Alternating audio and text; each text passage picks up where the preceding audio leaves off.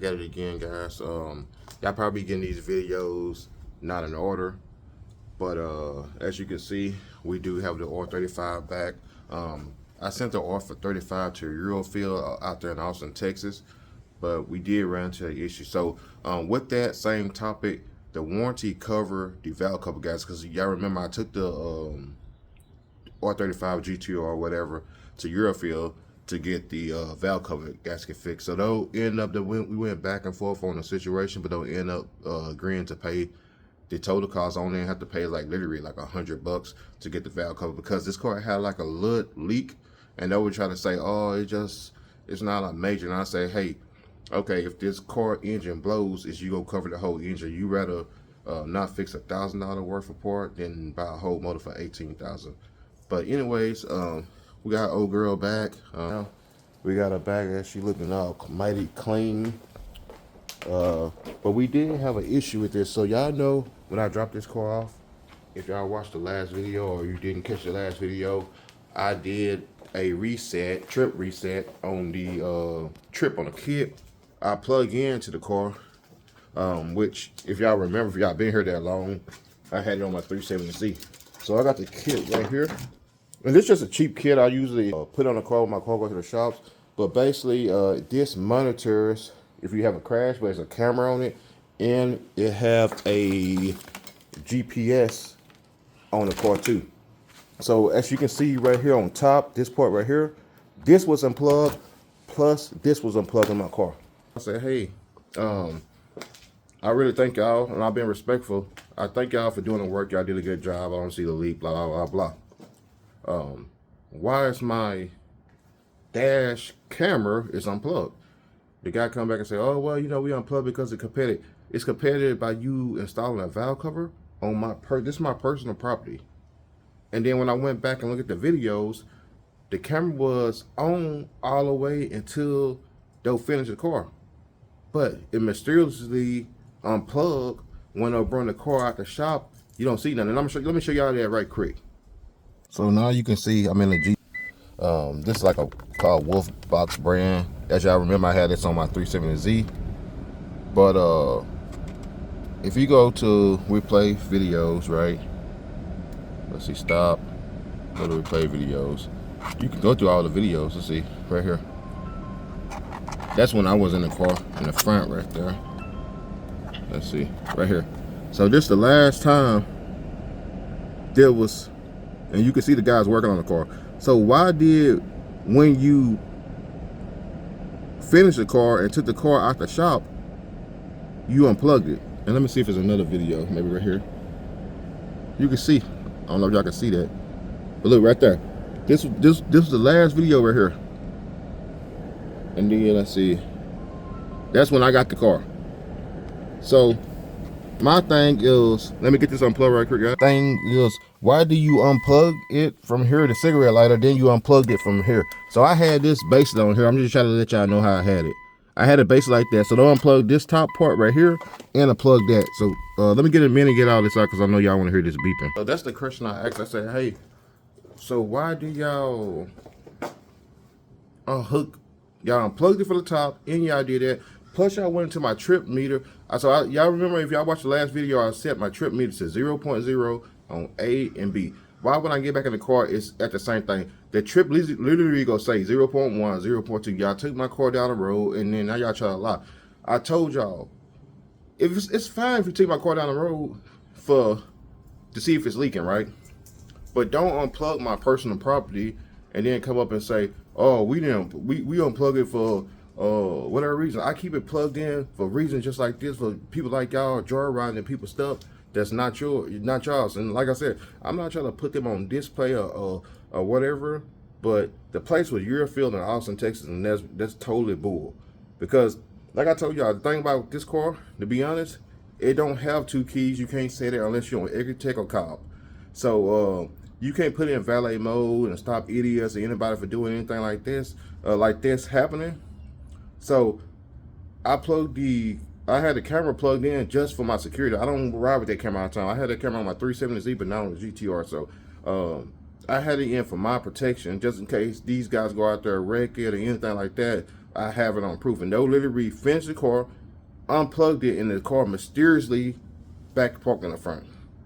That's bullshit to me. I'm gonna be honest. Sorry about my language, but the guy just say, "Oh well, we used to do that because we don't want to have competition. A competition of changing the valve cover gasket. Y'all competition with me, gone, because I'm not taking my car back there. I gotta do that myself, to be honest. But the only way I took it to the shop is because this car had warranty on it. That's the only reason I took it to the shop. Literally the only reason. But like I said, anyway, guys, we end up getting that fixed. That's one thing about the thing that we got fixed. That the car is not leaking, other than these guys taking a joyride, maybe right down the road and tripping it. But be careful when you take your cars there, especially you got a car like this or any car. It don't matter if it's a Silverado or whatever. Put cameras on it because people don't care. It's not their car, so they can dog it out or take it home or do whatever they want to do. But when I looked at the mileage on the car, it wasn't but maybe 5 miles total. So if they went down the road, they didn't go down the road far. It was probably down the road, hit the gas like crazy. But I don't treat this car like crap. And it's my car. If the car mess up, I have to pay for the car, not them. So, I mean, you can have respect enough not to touch people's stuff. But anyway, I know y'all want to hear that rant. But only I'm going to say, if you take your car to any shop, make sure get a GPS system, a tracker, camera, whatever you want to get. And put it in valet mode if it's a car like this, a Hellcat or whatever you might have. Make sure that you monitor. Because these guys don't have cars like that. And they'll dog the shit out your car and say, oh, well, we unplugged it because we didn't want no competition with another shop. And the only thing they did was a valve cover gasket. Literally, you take the manifold off, take the valves on each side off, and put the gasket down, and that's it. Nothing else they did. But anyway, like I said, I know y'all want to hear that. The next thing we will be doing is the brake pads. And I'm gonna tell y'all, if y'all got, if any of y'all got a GTR, I know I got a lot of new people here with a 370Z, G37. A lot of these parts you can find on Facebook. So I'm supposed to be going to pick up the brake pads for this because my car does need brake pads, front and back, and I found a great deal for this. But let me show you what else I found so far. So while I was in Austin yesterday, I picked up these. I didn't clean them now, but these is the Cobb intakes for this car. If you looking to run this, you do have to have a tune on your car, so keep that in mind. A guy met me. I only literally paid for this $100 even I paid for this. And he even had the manifolds on there, which I took off anyway because I don't need it. I got my own manifolds. Plus it came with the filters. And I bought this rechargeable kit, which I'm going to do all this next week. This is going to be on the next week video. But I'm going to clean these filters and then do a little inspection because these filters kind of look bad. And decide if I want to keep the filters or to buy new filters, because the filters only cost like $20. And install this whole kit next week. Then he didn't have all these. I got these from Advanced Auto Parts, just little straps to, put on your filter, and that's it. But with this, guys, I also got this. So this is the Cobb tune right here. I know a lot of people already know. I'm trying to find somewhere to put it. I guess I'll put it right here. Give me a minute, right? The Cobb tune right here. If you got a GTR and you're looking to tune it, it have a lot. I know a lot of people gonna say on here, hey man, you should just get a admin to tune it or use an architect. But man, this car is already a powerful car. You're already looking at what, 500-600 horsepower. This adds another 100 horsepower to it, but that wasn't the big reason why I bought this. I bought this because I can literally put my car in valet mode if I ever take it to shop, and I ain't got to worry about nobody going stupid in my car. So that's the reason I actually bought this. But other than that, the shop this car will be going to from now on will be a shop in Houston, and I trust them guys because these guys, them guys right there deal with GTRs all the time. So it's nothing to have a completely stock GTR with only exhaust, and these guys saying, oh my God, it's a GTR, you know what I mean? And try to take advantage. Because the other thing I noticed too, on my car, the passenger seat had all kind of like debris in it and stuff by myself. So it was 2 people in my car, and they unplugged the stuff and went down the road for a ride, which is bullshit. You don't do that with people's car. You don't do that. If you have to take for a ride, that's cool. But don't unplug those stuff. Don't unplug it for the lighter, and then don't unplug it from the top. It's not your personal property. If you whatever you do on your car, you do. But mine, you could have asked, hey man, can we take it down the road, or we gonna take your car down the road, whatever. But don't unplug my stuff. But like I said, all this gonna be out of order. I would try after the show yesterday. It had another white GTR, but man, the more I keep looking, it's rare finding these cars in stock condition like this. This is perfect condition. This car is pretty much 100% stock except the exhaust. And then I'm gonna do the intakes and do a little basic cob tune, and that's pretty much gonna be it. And then I'm gonna start buying the carbon fiber stuff, like the carbon fiber for down here at the splitter. I want to get the carbon fiber here, update these lights right here, and the carbon fiber at the bottom right there, and the carbon fiber on the back. And that's pretty much gonna be it for this car. It's still upgrades I need to do. Like I said, I need to do the brakes. Shop in Houston did put me a quote together for some TRP brakes, but honestly, man, I don't really track this car. Just like I go out here, I ride around, I come back, and that's it. I just want to keep the maintenance and everything up, and the brakes and everything good, and I'm perfectly happy with this car. This is my dream car. This is not a car that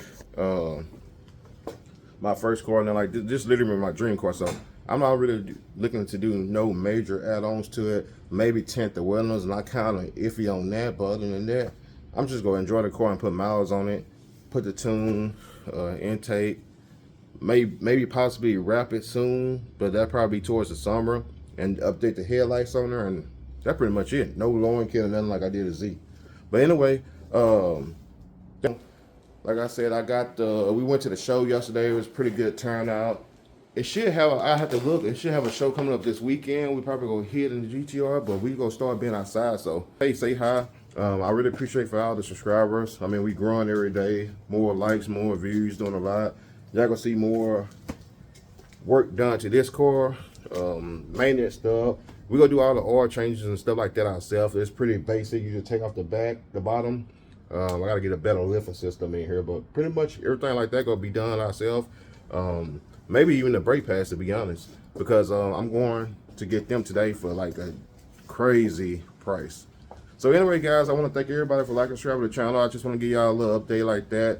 Like I said on the last video, man, if you take your car to the shop, Mustang, I don't care what you have, Mustang, Subaru, BMW, 330, M4, M5, whatever, make sure you put cameras on your cars and make sure you have location, because these people do not care about your car, because it's not those. They're running down the road and try to do 220.